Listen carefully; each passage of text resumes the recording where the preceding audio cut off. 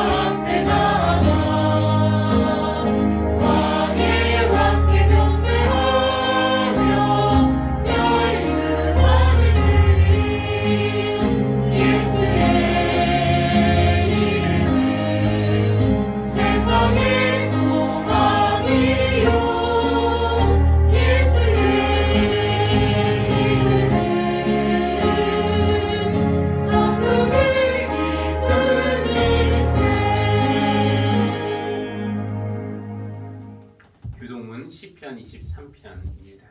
주님은 나의 목자시니 내게 부족함 없어라. 나를 푸른 풀밭에 누이시며 시원한 물가로 인도하신다. 나에게 다시 새 힘을 주시고 당신의 이름을 인하여 바른 길로 나를 인도하신다. 내가 비록 죽음의 그늘 골짜기로 다닐지라도 주님께서 나와 함께 계시고 주님의 막대기와 지팡이로 나를 보살펴 주시니 내게는 두려움이 없습니다. 주님께서는 내 원수들이 보는 앞에서 내게 잔치상을 차려주시고 내 머리에 기름 부으시어 나를 귀한 손님으로 맞아주시니 내 잔이 넘칩니다. 진실로 주님의 선하심과 인자하심이 내가 사는 날 동안 나를 따르리니 나는 주님의 집으로 돌아가 영원히 그곳에서 살겠습니다. 아멘.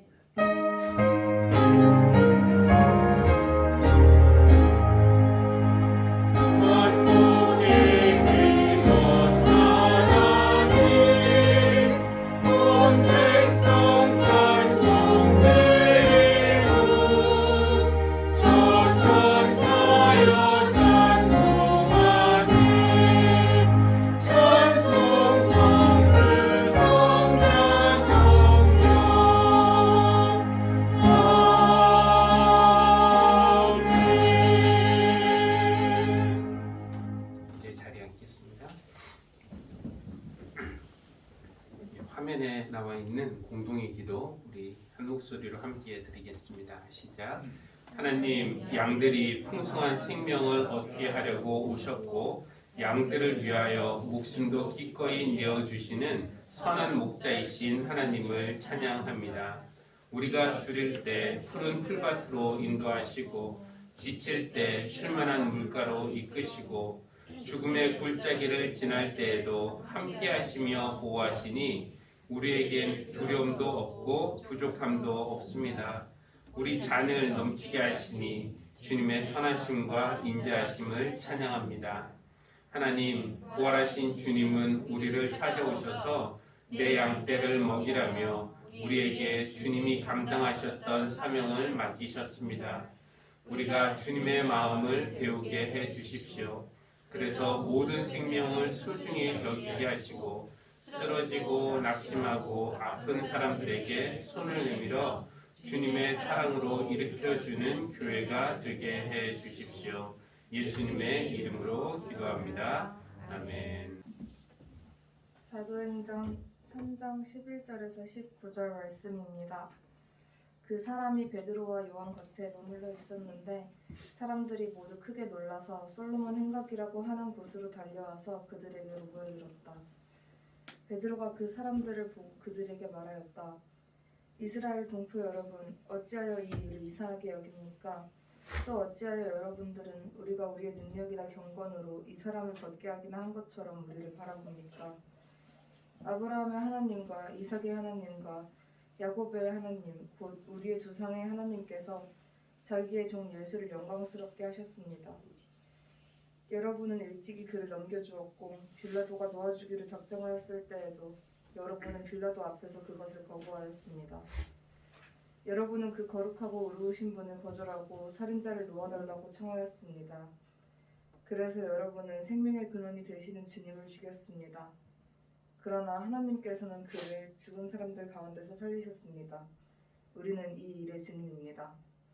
그런데 바로 이 예수의 이름이 여러분이 지금 보고 있고 잘 알고 있는 이 사람을 낫게 하였으니 이것은 그의 이름을 믿는 믿음을 힘입어서 된 것입니다. 예수로 말미암은 그 믿음이 이 사람을 여러분 앞에서 이렇게 완전히 성하게 하는 것입니다. 그런데 동포 여러분, 여러분은 여러분의 지도자들과 마찬가지로 무지에서 그렇게 행동했다는 것을 나는 알고 있습니다.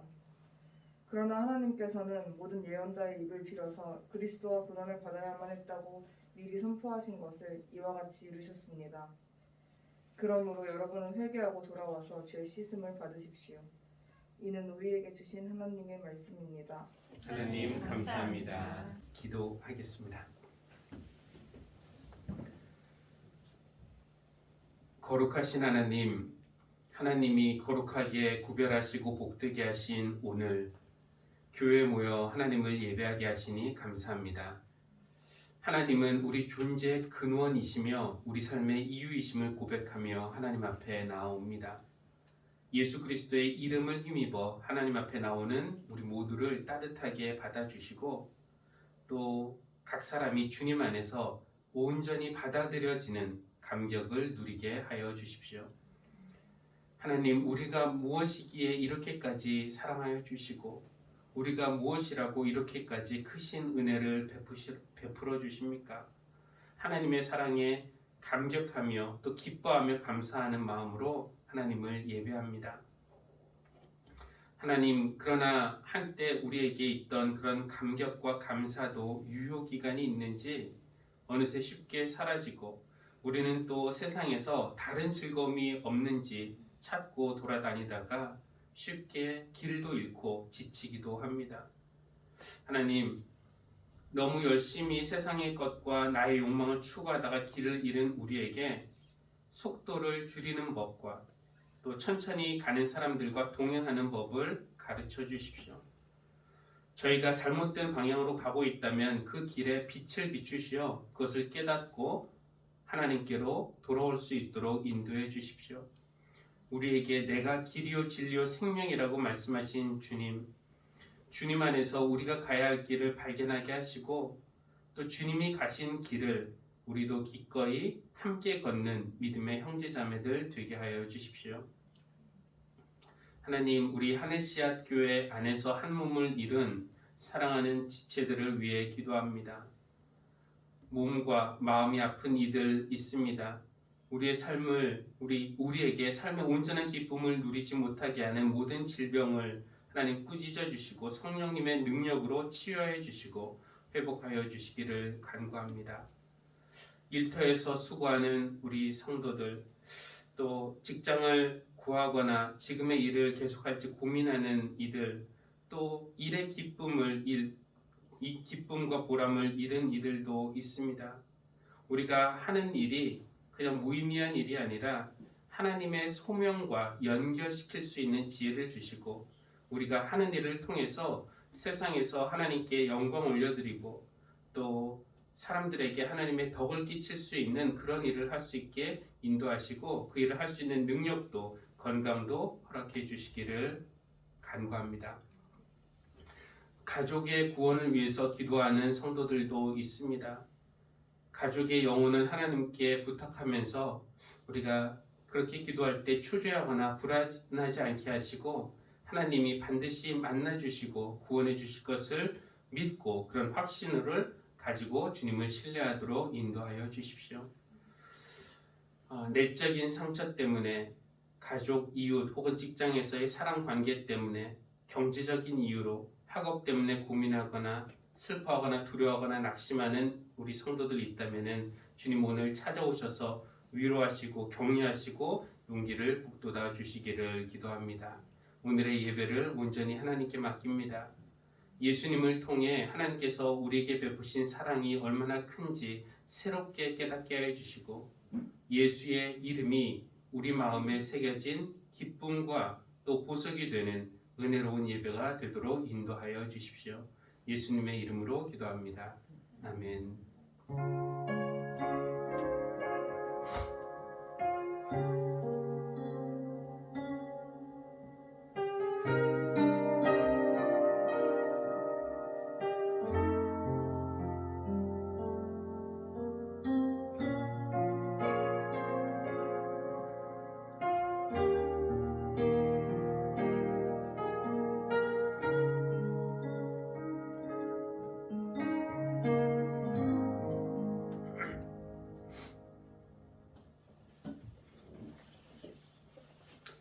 부활절 이후 지난 3번의 주일 동안 우리는 부활하신 주님이 여러 사람에게 나타나셔서 그들의 삶을 바꾸신 그런 이야기들을 들었습니다.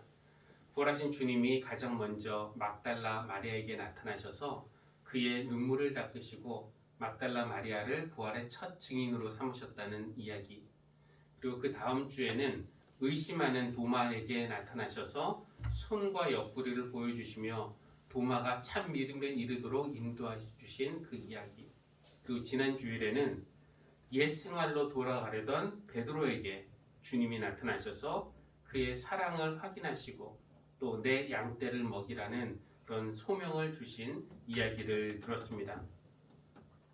부활하신 주님을 만나기 전까지 이 사람들의 삶을 어떤 말로 우리가 표현할 수 있을까요? 그들은 한마디로 주저앉은 사람들이었고요. 또 골방에 숨은 자기만의 세계에 숨은 사람들이라고 말할 수 있겠습니다. 그러나 부활하신 주님을 만난 후에 이들의 삶이 완전히 바뀌었어요. 더 이상 주저앉은 사람이 아니라 일어선 사람들이 되었고, 더 이상 골방에 갇혀 있는 사람이 아니라 세상에 복음을 들고 나아가서 주님의 부활을 선포하는 증인들이 되었습니다. 부활하신 주님은 오늘도 사람들을 찾아오셔서 부활의 능력으로 사람들을 일으켜 세워주시고, 또 세상을 향해 나아가 복음의 증인이 될 수 있도록 사람들을 보내시는 일을 계속하고 계십니다. 그런데 지금까지는 부활하신 주님이 사람들을 직접 만나서 그들의 삶을 바꾸신 이야기를 우리가 들었는데요. 오늘 사도행전 본문에서 우리가 보는 것은 주님이 직접 하시는 것이 아니라 부활하신 주님을 만난 제자들을 통해서 우리 하나님이 일하시는 그런 모습을 우리가 보고 있습니다. 오늘 우리가 읽은 사도행전 3장 본문은 베드로가 이 성전 안에 있는 솔로몬 행각에서 했던 설교의 일부인데요. 이런 말로 시작하죠. 화면 한번 보겠습니다. 어찌하여 여러분은 우리가 우리의 능력이나 경건으로 이 사람을 걷게 하긴 한 것처럼 우리를 바라봅니까? 여기에 이제 이 사람이 등장을 하는데, 여러분 많이들 아시겠지만 사도행전 3장 우리 오늘 11절부터 읽었는데 그 전에 3장 앞부분에 나오는 이야기인데, 태어나면서부터 걷지 못했던 사람입니다. 이 사람의 이야기를 오늘 잠깐 좀 말씀을 드리겠는데, 이제 베드로와 요한이 기도하기 위해서 정해진 시간에 기도하기 위해서 성전을 향해 올라가고 있었는데, 성전에 들어가는 문이 여러 개가 있었습니다. 그 중에서 그 문마다 이름이 있었는데, 아름다운 문이라는 곳 앞에서 어느 거린을 만나게 되었어요. 사람들이 그를 메어다가 매일 문 앞에 둔 것인데, 왜 뒀냐면은 성전에 드나드는 사람들에게 구걸을 하게 하기 위해서였습니다. 아무래도 시장에서 조금이라도 돈 깎으려고 흥정하는 그런 시장보다는 성전에 드나드는 사람들의 마음이 더 넓어질 것이고, 또 주머니가 쉽게 열릴 테니까 나쁜 장소는 아니었습니다. 풍경처럼 늘 그 자리에 앉아있던 그 거린을 그냥 지나칠 수도 있었지만 베드로와 요한은 그의 앞에 멈추었습니다. 그리고 구걸하는 그에게 베드로가 우리를 보라 이렇게 말을 해요. 거린은 좀 이상하게 여겼을 겁니다. 아니 그냥 이 앞에 있는 통에다가 동전 몇 개 넣어주고 가면 될 것이지 왜 굳이 보라고 하는 것일까? 큰 돈이라도 주려나? 거린은 우리를 보라 이 말을 좀 이상하게 여겼겠지만 한편으로는 기대에 찬 눈으로 베드로와 요한을 쳐다보았습니다. 그런데 쳐다보라고 했던 베드로에게 돈이 없었던 것 같아요. 그래서 그는 은과 금은 내게 없습니다. 이렇게 말해요. 그 말에 거린의 기분이 순식간에 상했을 겁니다. 아니 돈 없으면 그냥 지나갈 일이지 왜 보러 가면서 기대하게 만들었냐고 순간 짜증이 났을지도 모르겠습니다. 근데 베드로가 이어서 이렇게 말하죠. 은과 금은 나에게 없지만 내게 있는 것을 그대에게 주니 나사렛 예수의 이름으로 일어나 걸으시오.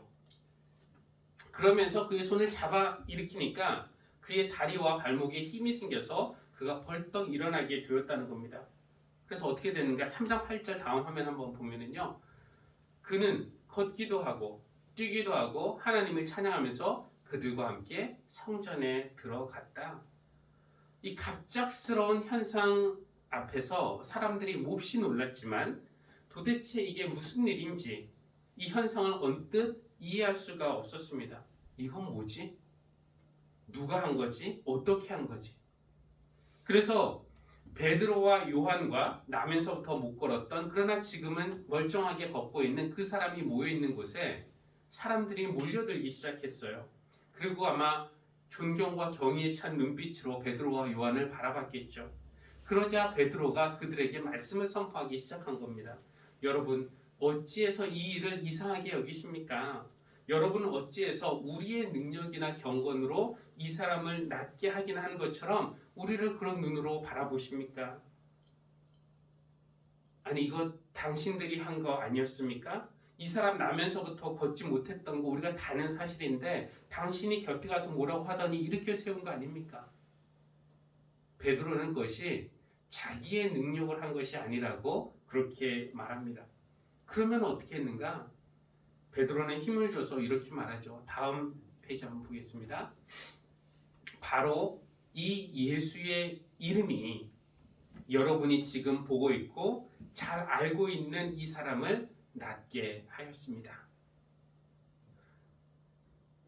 예수의 이름이 이 사람을 어떻게 낫게 했는지 더 알아보기 전에 먼저 이 사람에 대해서 조금 더 말씀을 드리겠는데요. 그는 나면서부터 걷지 못하는 그냥 장애를 가지고 태어난 것이죠. 그리고 그 당시에는 더욱더 장애인이었기 때문에 구걸하는 것 외에는 별다른 생계 수단이 없었습니다. 그래서 그를 불쌍히 여긴 사람들은 매일 그를 업어다가, 이게 수고스러운 일이지만 매일 그를 업어다가 성문 앞에 앉혀 놓았던 것입니다. 왜 그렇겠습니까? 이 사람에게 은과 금이 필요할 것이라고 생각했기 때문이죠. 자기들이 매일 그것을 직접 주지는 못해도 그거 벌 수 있도록 그 사람을 거기에 앉혀 놓은 것입니다. 그러니까 이 사람은 매일 성전 문 앞에 나왔습니다. 매일 그 자리에 왔으니까 성전 가는 길은 누구보다도 훤히 알았을 겁니다.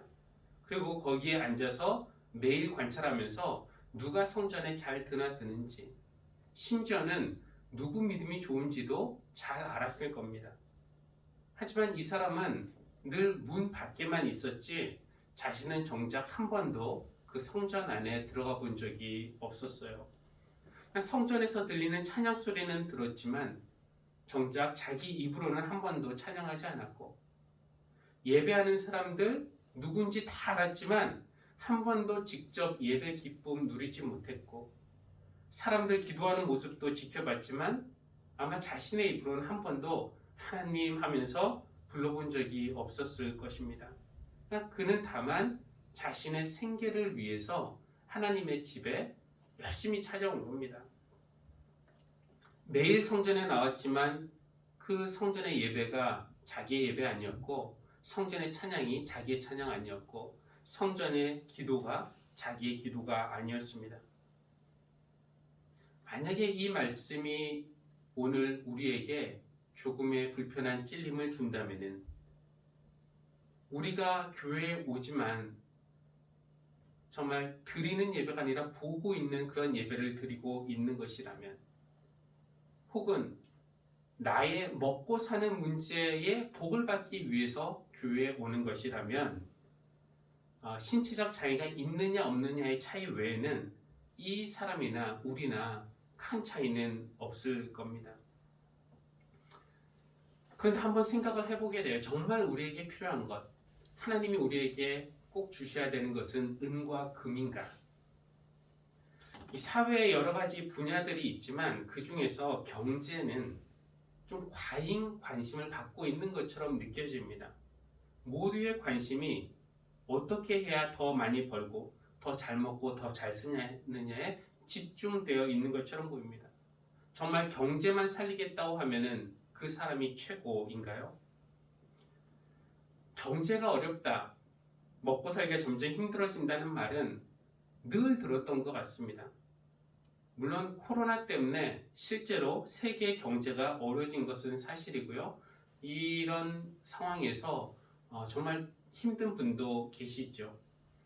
그러나 사실 경제가 어렵다고는 하지만 우리의 현실을 보면은 어떻습니까? 실제로는 못 먹어서가 아니라 너무 많이 먹어서 더 문제 아닙니까?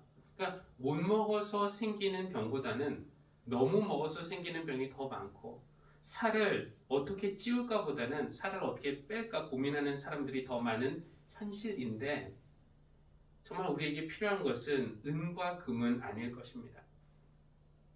어떤 사람들은 나의 이 물건들을 보관할 장소가 부족하다고 말합니다. 그것은 우리에게 은과 금이 없어서 더 큰 집을 사지 못하기 때문입니까?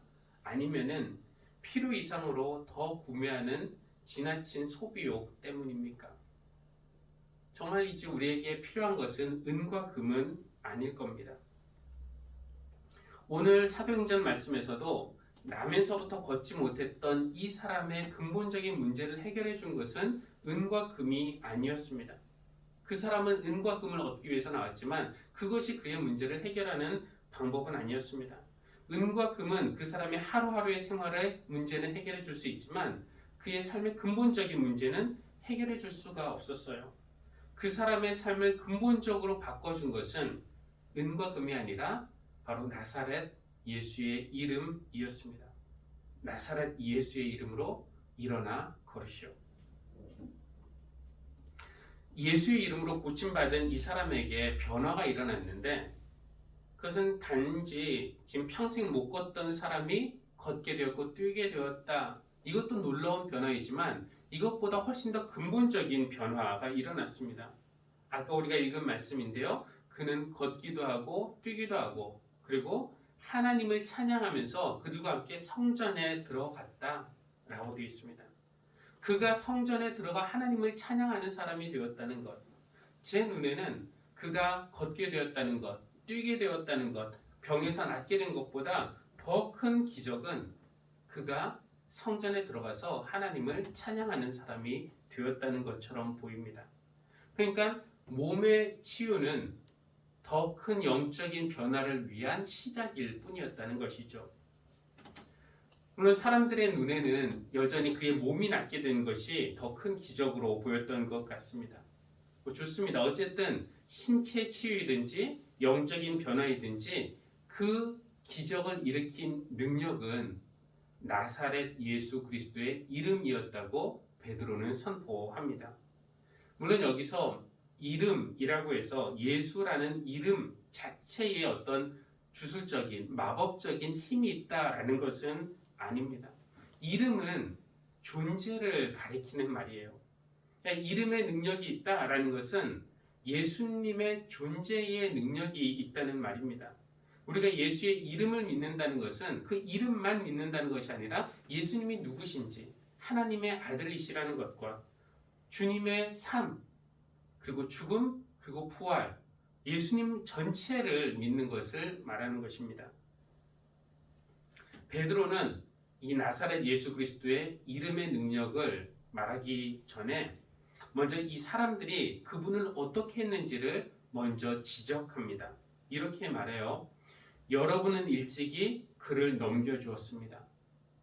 빌라도가 그를 놓아주려고 했을 때 여러분은 그것을 거부했습니다. 여러분은 그를 거절하고 대신 살인자를 놓아달라고 했습니다. 직선적인 심판의 말처럼 들리죠. 물론 지금 이 설교를 듣고 있는 그 군중에게 예수님의 죽음의 책임을 전적으로 떠밀려고 그렇게 말하는 것은 아닐 겁니다. 그러니까 유대인이나 이방인이나 예수님을 잘 몰랐던 군중이나 아니면 잘 알았던 가까운 제자들이나 그러니까 너나 할 것 없이 인류 모두에게 예수님의 죽음의 책임이 있다라는 것을 말하고 있어요. 다만 베드로는 듣는 사람으로 하여금 나는 직접적인 책임이 없어 나는 예외지 라는 생각을 할까봐 여러분이 그렇게 했습니다 라고 말하고 있습니다. 15절 한번 보겠습니다. 저 15절 말씀인데요. 맞습니다. 여러분은 생명의 근원이 되시는 주님을 죽였습니다. 그러나 하나님께서는 그를 죽은 사람들 가운데서 살리셨습니다. 지금 대조를 이루고 있죠. 세 가지가 대조를 이루고 있는데 여러분과 하나님이 대조를 이루고 있고 죽였습니다와 살리셨습니다가 대조를 이루고 있고 생명과 죽음이 대조를 이루고 있습니다. 그리고 그 대조의 중심축에는 있는 말은 그러나입니다. 그러나 이게 무슨 말입니까? 우리는 사람들은 악을 행했지만 그러나 하나님은 그 악마저 선하게 바꾸셨다는 이야기입니다. 여러분은 예수님을 죽였지만 하나님은 그를 살리셨습니다. 게다가 사람들의 이 악한 행동은 메시아가 고난을 받아야만 한다라는 예언을 완성하는 이룬 도구가 되었다는 겁니다. 그들이 예수님을 넘겨준 것, 또 빌라도가 놓아주려고 했을 때 거절한 것, 예수님 대신에 살인자를 놓아달라고 했던 이 모든 것 자체는 악한 행동이지만 그것도 전체적으로 보면은 하나님의 그 예언을 이루려는 한 과정이었다는 것이죠. 여기서 그 창세기에 나오는 요셉 이야기가 생각이 나는데요. 형들이 요셉을 이집트의 노예로 팔려고 팔았죠. 나중에 요셉이 그 형들에게 뭐라고 말을 합니까? 형님들은 나를 해치려고 했지만 형들은 악한 일을 한 거예요. 그러나 하나님은 오히려 그것을 선하게 바꾸셔서 오늘같이 수많은 생명을 구원하셨습니다 라고 말씀합니다. 그러니까 형들에게 형님들 잘못했지만 너무 자책하지는 마십시오. 형들이 한 행동 자체는 악한 것이었지만 그러나 형들이 만약에 그 행동을 안 했다면은 요셉이 이집트에서 총리가 될 일도 없고 수많은 생명을 살릴 일도 없는 거죠. 그러니까 이 형들은 자기도 의도하지 않은 채 모른 채 더 많은 생명을 살리려는 하나님의 구원 계획의 일부가 되었다는 겁니다. 우리 하나님은 어떤 분이시냐? 이런 분이세요. 우리가 하지 말았어야 했던 그 일들까지도 정말 악한 일들까지도 하나님의 손 안에서는 그것이 선하게 바뀔 수가 있는 겁니다. 그리고 무엇보다 베드로는 여기에서 군중을 향해서 여러분이 정말 악해서 그렇게 한 것이 아니라 잘 몰라서 그렇게 한 것이라고 말해요. 여러분은 여러분의 지도자들과 마찬가지로 무지해서 그렇게 행동하였다는 것을 나는 알고 있습니다. 그러나 모르고 했으니까 나는 괜찮다, 나는 죄 없다 이렇게 말할 수 없고요. 나의 악행이 하나님의 계획에 오히려 도움이 되었으니까 잘한 거 아니냐 이렇게 자랑할 수도 없는 겁니다. 모르고 했고 또 그 일로 인해서 하나님의 계획이 이루어졌기 때문에 모르고 했으니까 용서받을 수 있다는 겁니다. 그러니까 회개하고 죄 씻음을 받으십시오. 이렇게 베드로가 말하죠. 그리고 용서받을 수 있다는 것보다 더 감사한 일도 있어요. 우리의 죄로 인해서 예수님은 죽으셨지만 하나님은 그 예수를 살리셨고 부활시키셨죠. 부활하셨는데 이 부활의 행진이 예수님에게서 끝이 난 것이 아니라는 겁니다. 그러니까 베드로가 선포하는 메시지는 뭐냐면은 예수님을 죽음에서 살리신 그 하나님의 부활의 능력, 그 똑같은 부활의 능력이 여러분이 보고 계신 것처럼 나면서부터 못 걷던 이 사람도 일으켜 세웠습니다. 라고 말하고 있는 겁니다. 그러니까 예수님의 부활은 하나님이 하시는 일의 최종 클라이맥스가 아닙니다. 예수님은 부활의 첫 열매입니다. 그러니까 장차 하나님이 완성하실 그 일의 시작이라는 것이죠. 하나님은 예수님을 죽은 사람들 가운데서 살리셨습니다. 그런데 하나님의 일이 거기서 끝난 게 아닙니다. 그 부활의 능력이 그 나사렛 예수 그리스도의 이름이 어떤 일을 했는가? 울고 있던 막달라 마리아를 부활의 첫 증인으로 만들었고 의심하던 도마를 참 믿음에 이르게 했고 과거로 돌아가려던 베드로에게 완전히 새로운 길을 주면서 그 길로 인도했습니다. 하나님의 일은 거기서도 끝나지 않았습니다. 부활의 행진은 계속되고 있어요. 예수 그리스도의 부활의 능력이 나면서부터 걷지 못했던 그 사람을 걷게 했고 뛰게 했고 하나님을 찬양하게 했습니다. 그 부활의 능력은 거기서도 끝나지 않고 오늘날까지도 이어집니다. 그 부활의 능력이 오늘 우리에게도 임하기를 바랍니다.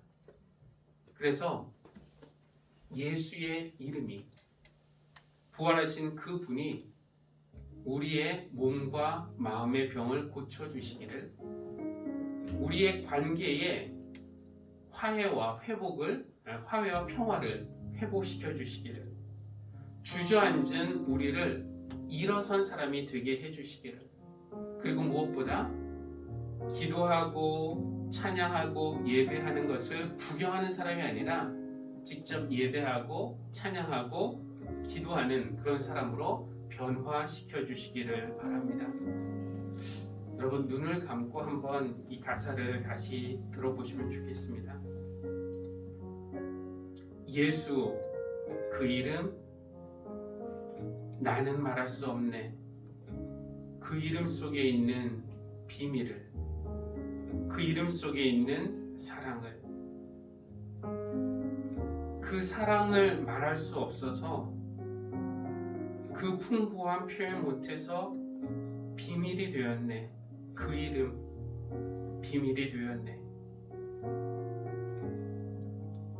사람들 그 이름을 건축자의 버린 돌처럼 버렸지만 내 마음에 새겨진 이름은 아름다운 보석, 내게 있는 귀한 비밀이라. 내 마음에 새겨진 기쁨. 예수 오 그 이름 나는 말할 수 없네.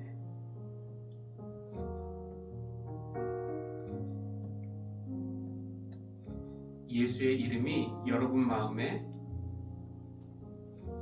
아름다운 보석이 되고 또 여러분 마음에 새겨진 기쁨이 되기를 바랍니다.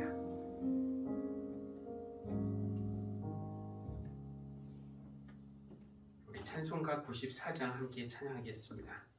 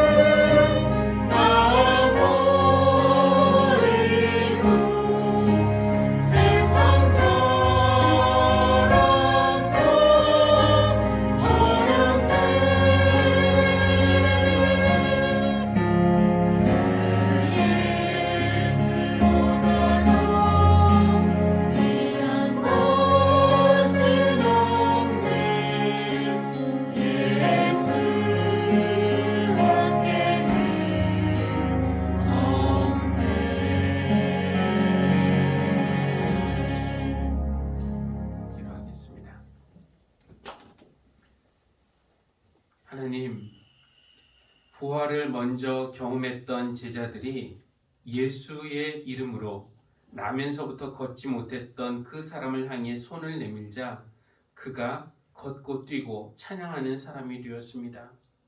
예수의 이름의 능력으로 우리도 낫게 해주시고 믿게 하시고 찬양하게 하시고 영생을 얻게 해 주십시오. 예전에는 우리도 건축자의 버린 돌처럼 필요 없다고 쓸모 없다고 버렸지만 우리의 무지함마저도 선으로 바꾸시는 하나님께 감사를 드립니다. 이제는 우리 마음의 보석이 된 그 이름으로 우리도 이웃에게 다가가 손을 내밀어 잡아주며 일으켜주는 그리고 하나님께로 인도하는 그런 교회가 되게 하여 주십시오. 그런 마음으로 이 예물을 하나님께 올려드립니다. 이 예물이 사용되어지는 곳에 예수 이름의 능력이 많은 사람들을 하나님께로 돌아오게 하는 그 일에 하나님께서 사용해 주시기를 간구합니다. 예수님의 이름으로 기도합니다. 아멘.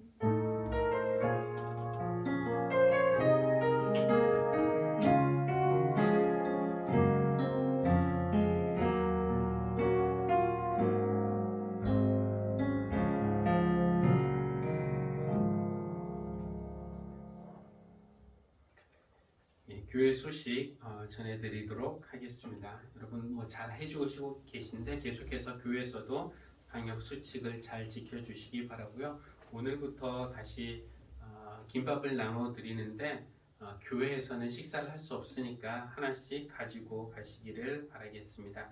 그리고 금주 성경 읽기는 데살로니가전서 5장부터 디모데전서 6장까지입니다.